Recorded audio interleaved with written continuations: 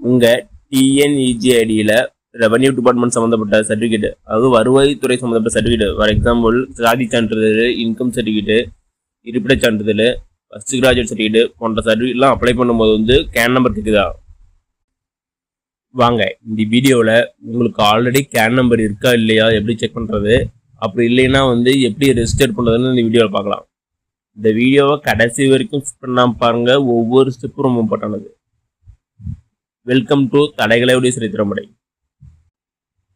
Can நம்பரோட full form என்னன்னா citizen access number. Aadhaar card எப்படி ஒரு பர்சனுக்கு ஒரு நம்பர் இருக்குதோ அதேமாதிரி தான் கேன் நம்பரும் ஒரு பர்சனுக்கு ஒரே ஒரு நம்பர் தான் இருக்கும். வாங்க உங்களுக்கு ஆல்ரெடி கேன் நம்பர் இருக்கா இல்லையான்னு பார்த்துட்டு அப்படி இல்லைன்னா எப்படி ரெஜிஸ்டர் பண்ணி பார்க்கலாம். வாங்க, நீங்கள் வருவாய்த்துறை ரிலேட்டடாக சர்டிஃபிகேட் அப்ளை பண்ணும்போது இதேமாதிரி பேஜ் தான் வந்து நிற்கும், ரெஜிஸ்டர் கேன் வந்து நிற்கும். அப்படி இல்லைன்னா கீழே வந்து சர்ச் ஆப்ஷன், ஆதார் ஆப்ஷன் இருக்கும்.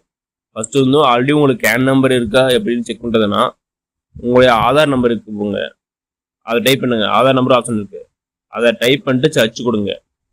அப்படி சர்ச் கொடுத்ததுக்கப்புறம் வந்து உங்களுக்கு கேன் நம்பர் வந்து அதில் டிஸ்பிளே ஆச்சுன்னா உங்களுக்கு வந்து கேன் நம்பர் இருக்குதா அர்த்தம். அப்படி இல்லைன்னா ரெஜிஸ்டர் கேன் ஒரு ஆப்ஷன் இருக்குது, அதை கிளிக் கொடுங்க. அது கொடுத்ததுக்கப்புறம் வந்து நீங்களுடைய கேன் நம்பர் வந்து ரெஜிஸ்டர் பண்ணலாம். இதேமாதிரி பேஜ் தான். இதில் வந்து ஃபஸ்ட்டு வந்து டாக்குமெண்ட் டைப் 1ல் வந்து டிஃபால்ட்டாக வந்து ஆதார் தான் இருக்கும். கீழே பாருங்க ஆதார் நம்பர் கேட்டுக்கிறாங்க, அதில் வந்து ஆதார் நம்பர் டைப் பண்ணிக்காங்க. நெக்ஸ்ட்டு டாக்குமெண்ட் டைப் 2ல் வந்து ration card, EPIC number, PAN card, அப்புறம் ஸ்ரீலங்கா ரேஷன் கார்டு, உங்களுடைய எந்த கார்டு இருக்குதோ அதை செலக்ட் பண்ணிட்டு அந்த நம்பர் வந்து கீழே டைப் பண்ணிக்கோங்க. நெக்ஸ்ட்டு வந்து செல்வி, ஸ்ரீமதி, திரு, செல்வன் இந்த மாதிரி ஆப்ஷன்லாம் கேட்கும். உங்களுக்கு எது வருமோ கரெக்டாக அதை செலக்ட் பண்ணிக்கோங்க. அதை செலக்ட் பண்ணிட்டு உங்கள் நேம் கீழே டைப் பண்ணுங்கள். ஃபஸ்ட்டு இங்கிலீஷில் டைப் பண்ணோம், அடுத்தது வந்து தமிழில். அடுத்தது உங்களுக்கு பாலினம் கேட்கும், ஆனா பெண்ணா இல்லை டிரான்ஸ்ஜெண்டரா, ஏதோ கரெக்டாக செலக்ட் பண்ணிக்கோங்க. அடுத்தது வந்து திருமண நிலை, நீங்கள் திருமணம் ஆனவரா இல்லையான்னு செலக்ட் பண்ணுங்க. நெக்ஸ்ட்டு உங்கள் டேட் ஆஃப் பர்த் கேட்கும், உங்கள் டேட் ஆஃப் பர்த் கரெக்டாக செலக்ட் பண்ணிக்கோங்க. நெக்ஸ்ட்டு வந்து உறவு முறை, கார்டியன் யாருவோ அது மேலே கரெக்டாக செலக்ட் பண்ணுங்க. மதர், ஃபாதர் கேட்டிருப்பாங்க, ஹஸ்பண்ட், கார்டியன் அது எதுவும் கரெக்டாக செலக்ட் பண்ணிட்டு கீழே அவங்க நேம் டைப் பண்ணுங்க. இங்கிலீஷில் டைப் பண்ணணும், தமிழ்லையும் டைப் பண்ணணும்.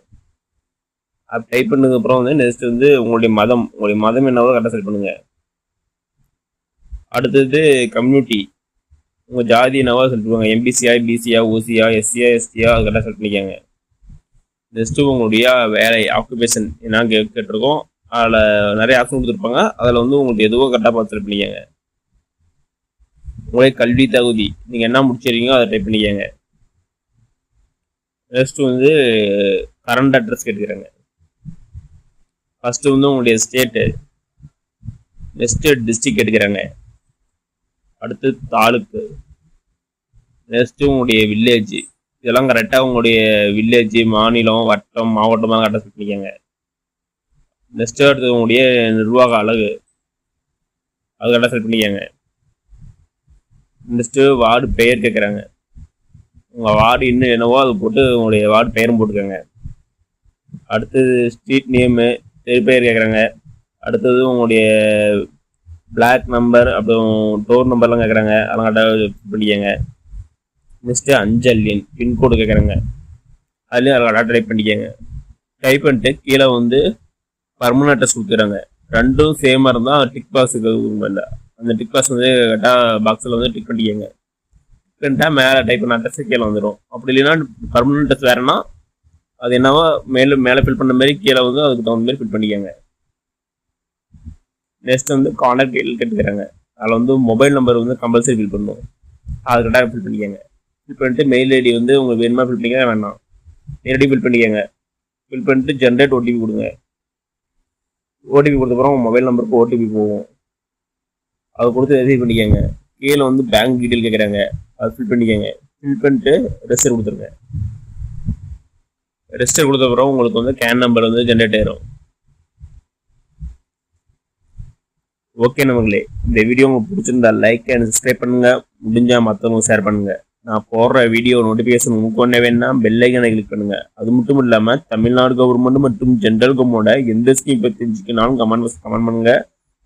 வீடியோ நான் அந்த ஸ்கீம் பற்றி நிறைய போடுறேன். நன்றி, வணக்கம்.